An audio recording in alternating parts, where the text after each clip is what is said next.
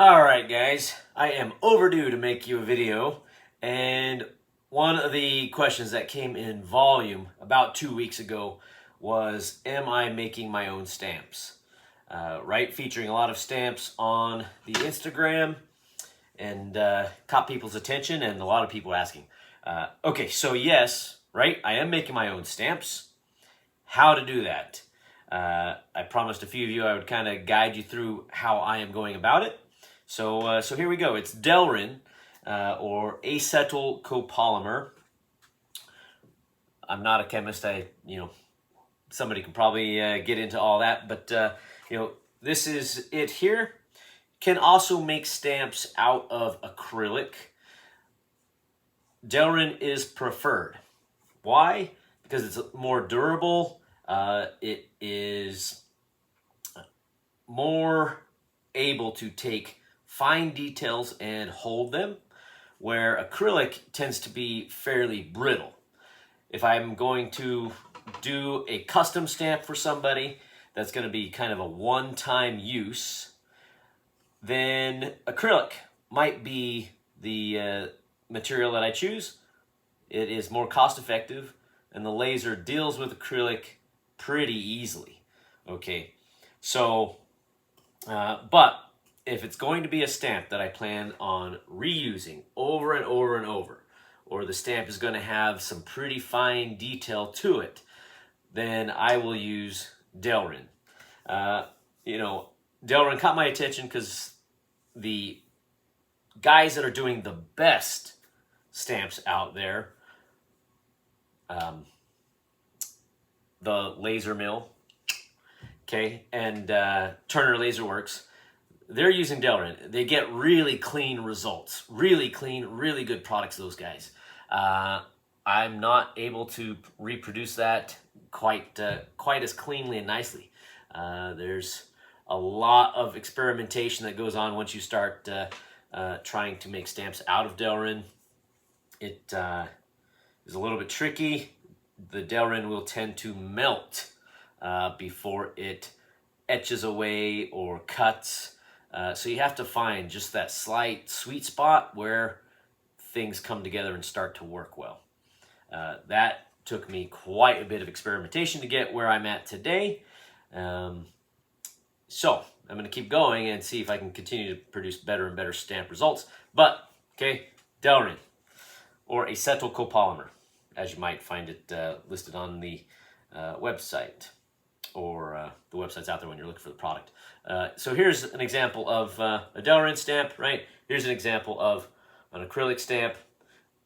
Nice thing about the acrylic is it is see-through. You can do it in colored acrylic, of course, but when you use the transparent acrylic, you can place it on your leather and know exactly where you're placing it and how it is orienting relative to the project. Okay. All right, so let's go take you through a little bit of the process on exactly kind of how I'm doing that.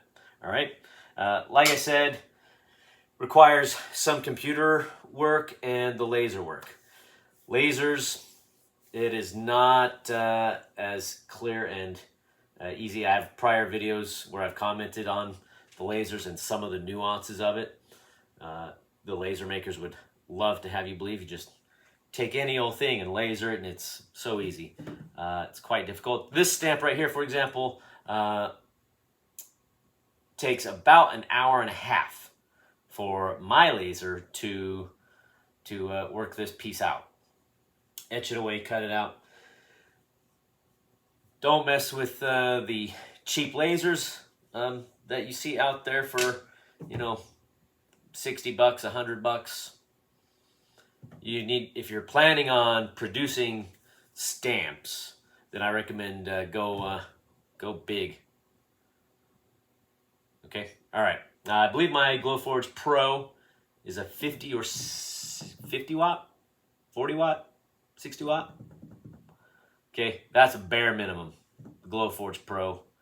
That level of laser is your starting point, I would say, for wanting to do this.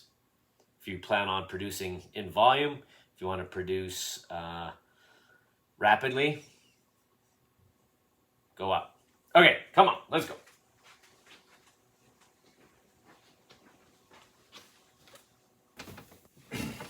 Okay, so hopefully I'm in the frame. Okay, so here we are. I've just created this design inside of the software. I'm using Affinity Designer. The Glowforge laser wants you to use Inkscape. Okay. Use whatever design software that you are familiar with. I think some softwares are more compatible, apparently, with the lasers. But okay, so in creating the stamp, you can take existing designs, and you need to do a couple things. Right, we are going to look at our design, and one, it has to be reversed. Okay, you can obviously this reads backwards. You have to get it reversed. If you design and set this all up and then go to have the laser hit your Delrin or your plastic or your acrylic, it's gonna be wrong. You'll lay that stamp down, press it in, lift it, hoping to see that good, beautiful result you're gonna be happy with, and you're gonna cry. Okay, you gotta reverse it because it's a stamp, right? This will be the face, it'll go down on the project in reverse, so therefore being correct. Okay, so also you have to think in terms of the stamp and what you want to press down and what you want to raise up. It gets a little complicated sometimes. Simple designs like this is pretty clear cut. Okay, so the laser, in this case, is going to etch away the black. It's going to leave the white alone. So it'll sit there and etch everything, leaving the white up. And the white then becomes that part that presses down into the leather. The black is not going to be there, so that leather will stay raised. And that will create your different effects. We could totally change the way the stamp is going to look by reversing my black and white colors here. Okay, so that's a general walkthrough on some of the things you got to consider when you are going to make a stamp. It's not exactly the same as just making a nice design, you know. So, okay, let's pull this up and get the laser doing some work. I'm not sure if this is recording. I don't normally do the screen record thing, but let's give it a shot. I'm going to assume it's recording. Okay, so this is the screen of the Glowforge. The Glowforge is on. I've gone to that app. And first we have to tell it what our material is. In this case, it is a uncertified material. Our Delrin is 0.27 thick. So we submit that. And adjust the view. You can see the Delrin plastic. This is from the camera inside the laser. So now I'm going to import the artwork. Okay, Leonidas, and this was NFPA violator, certified violator. Okay, I saved and exported as a PNG. You will need your file to be in a PNG format for this. If you save it as an SVG or other things, oftentimes it will not go correctly. So, important step is to double check the sizing. In the Affinity Designer software, I might design this stamp very specifically to be, 1.5 by 1.5. But when the Glowforge imports it, it will usually alter the size to some degree. Usually it's pretty significant. Here it looks like it's pretty close to what I do want, 1.5 by 1.5. So I'm going to leave that. I bet you if I went and checked my software's probably got it at like 2 inch by 2 inch or 3 inch by 3 inch. So it makes, for whatever reason, when you import it, the Glowforge, the laser changes the sizes. It will drive you crazy because I screw it up all the time, and I go to print something and the size is wrong. So first step, double check that. Okay, now we're going to enter our settings. And I've got pre-saved a custom set of settings for cutting the 1/4 inch Delrin. And I will just show you up here. You can see I've got a speed of 900. I'm running it at a power of 85, running 270 lines per inch. Okay, and here 7 passes. Okay, this is an 1.5 by 1.5 stamp. It's not very big, but you're gonna see it's gonna take it longer than it should. Anyway, part of that is because it's Delrin. Part of that is because the laser power and limitations on speed and etc. Okay, so now this is the PNG. So the PNG will not cut. Like I said, if this was a SVG, it would cut, but it wouldn't etch very well. So what I'm going to do is, let's see. All right, so we've got our side stuff up. That's just a matter of needing to click on that guy. I kind of had a brain fart moment, right? All right, so there it is. You click on your design. Up brings this here, and I want to do a cutout outline. So create new outline. This is going to be our cut line. This is going to be the line by which we cut this thing out. And I actually want it to be slightly smaller than the stated design. Okay, so I'm going to maximize this. So now you can see that dashed red line going through there, right inside of our blue. That is the cut line. It looks a little sloppy. That's the line, the Glowforge calculates, a tracing of your design. You can see those lines aren't real crisp. But let's see what happens. Okay, Delrin cut. I have that set to, you can see a speed of 131, at full power 4 times. It's got to run that 4 times to cut through that Delrin. It's going to, it's at full power, but it's going to take it 4 passes around to cut this thing through. Okay, in a nice, clean, reliable way. All right, so that should give us a pretty decent little stamp. Let's hit go. You can see I placed this on the project. You can see this is the Delrin plastic here that you can just see. And always, double check, make sure you're aligned pretty good and happy with the spot that you're going to use. I really try to use every bit of the space on the Delrin plastic. It is fairly expensive stuff.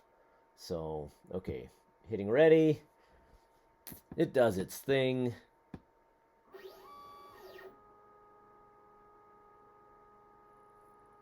Glowforge is kicking on.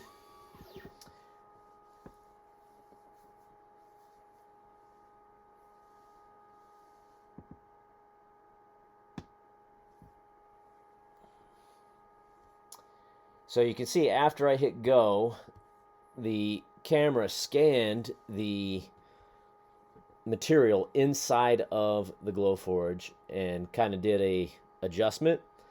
So sometimes if you've really tried to keep your design very close to the edges of your material, when it makes that adjustment, it will shift it off. And it'll just be slight, but enough to kind of hose you. So you have to double check when it actually says, okay, I'm ready to go. This little alert down here in the corner, preview adjusted, says that, yeah, it adjusted the focus of the laser, and now your design might be misplaced or misaligned to something that you might have been trying to align it to, like the edges of our material. Okay, so we can see it's going to take 36 minutes for a 1.5 by 1.5 stamp, right? That's where that time, grows dramatically the larger and larger you make your stamps. The stamps that I do for the playing cards that are 2.5 by 3.5 are about an hour and a half production time. So now time to head over to our Glowforge. Okay.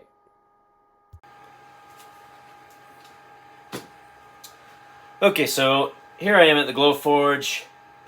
Blue light is on, flashing status. She's ready to go. She's waiting for me to push the button.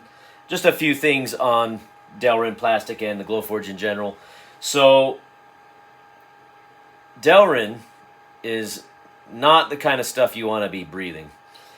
Make sure you have good ventilation. You can see the ventilation tube going up and out the house there. You can buy accessory fans. I've highlighted them in other videos. I think I'm actually going to probably upgrade once more my fan. The Glowforge has a fan inherent to it. That fan screams at such a high pitch that you will not want to work in the area of this thing. It's really annoying. You can tolerate it, but if you were going to do that every day, you'd drive yourself crazy. So I'm going to turn on the fan that I have attached to it. Not too bad, okay? But don't want to breathe any of this stuff. That fan is going to push most of those products out. Every once in a while, you might smell something from the Glowforge. So I really try to not be in the area. But make sure you have good ventilation. Make sure you do all those, follow all your safety procedures, monitor your Glowforge, don't walk away from it in case of fire. All that stuff, right? Use common sense, but okay. So, all right. Let's get the screen more looking into the Glowforge, and we'll get a little recording going. All right, we're now looking down inside the Glowforge. You can see the Delrins down there. One additional note, all these fine points for this process. If your Glowforge is not clean, if things are dirty, if the lens is dirty, that also is going to cause problems with this process. Your Delrin might not cut through. There's so many small issues that rise up. So try to have a fairly clean machine before you start. Know that etching the Delrin creates a fine dust that will get everything dirty, and if you don't have good ventilation, is going to get inside your house. So, all right.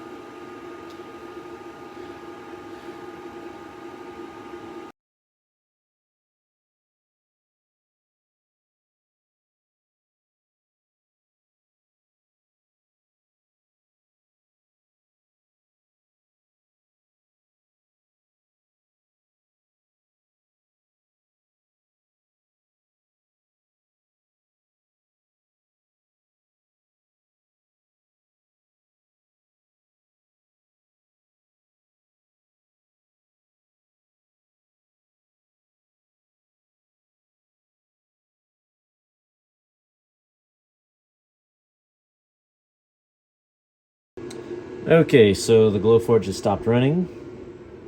Turn down the additional fan.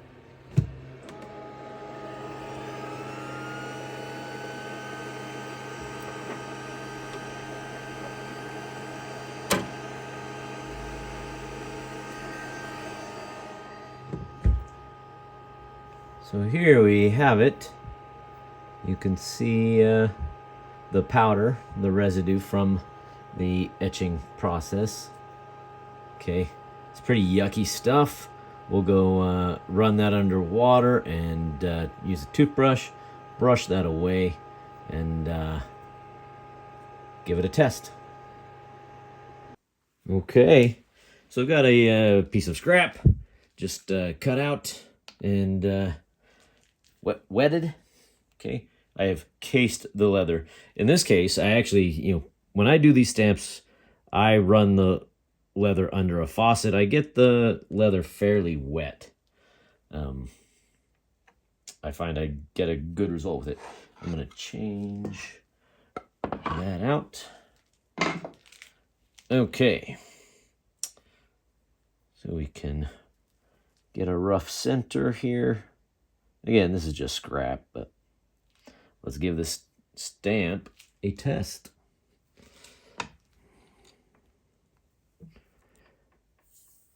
These plastic stamps, these Delrin, or even, especially if you're using acrylic, note that they are not for hammering. They're not for striking. You want some kind of pretty significant press. Okay, here we go.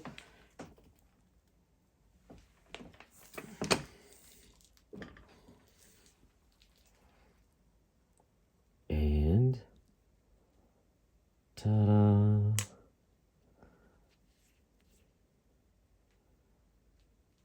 Okay. That's going to do pretty good. So a few things, just final thoughts to consider in your stamp design. You want stamps that hold fairly thick lines. So, you know, if you're doing designs that have a lot of fine lines, see that fine line right there? If I'm pressing and pressing and pressing a lot, then, you know, your thinner lines are going to be what wear out first. So the more wide you can have your strokes or your overall design parameters when you're designing them in the digital world, the better you're going to be. Put a lot of fine detail in there with a lot of fine lines, and your stamp will not fare as well over time. So it's definitely something to think about. Not every design can become a really good stamp. So, okay. I think that gives you a good feel for how I am making these Delrin stamps. Please like and subscribe and, you know, all that good jazz. I really am benefiting, or will hopefully benefit one of these days from making these videos. Hopefully you find them informative. And yeah, support me by smashing that like button and subscribing to the channel. Please head over to the Instagram, give that a follow. That's where my main postings occur, and you can see a lot of the products I produce and get a good feel. And I always link, kind of start these videos out with links on Instagram. And so hit me up on both. All right. Thank you so much. Have a good one.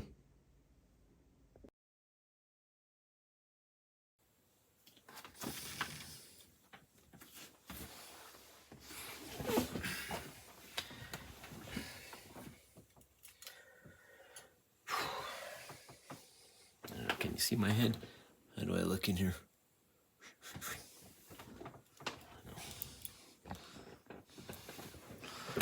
Fuck's sakes.